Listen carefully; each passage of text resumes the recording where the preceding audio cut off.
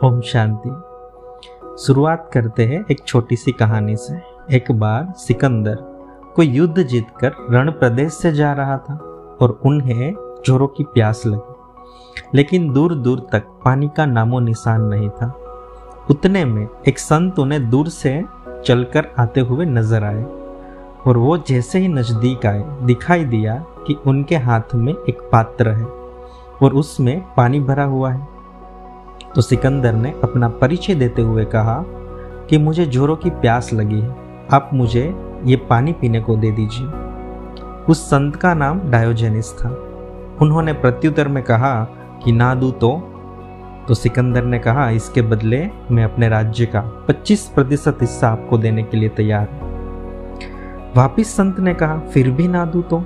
सिकंदर ने कहा कि मैं अपने राज्य का 50% हिस्सा आपको देने के लिए तैयार हूं। तब वापिस उस संत ने कहा, अगर तो भी ना दूं तो सिकंदर ने कहा कि मैं अपने राज्य का 75% हिस्सा आपको देने के लिए तैयार हूं। वापिस उस संत ने कहा, अगर तो भी ना दूं तो फिर सिकंदर ने कहा कि सारा राज्य जो मैंने कमाया हुआ है वो मैं सब आपको देने के लिए तैयार हूं, लेकिन केवल मुझे आप ये पानी दे दीजिए। तब उस संत ने कहा कि तो जो ये युद्ध करके इतने समय से मारकाट कर रहे हो, उससे कमाया क्या अब तक के जीवन में? एक लोटा पानी। आवश्यकता भिखारी की भी पूरी होती है और इच्छाएं राजाओं की भी पूरी नहीं होती।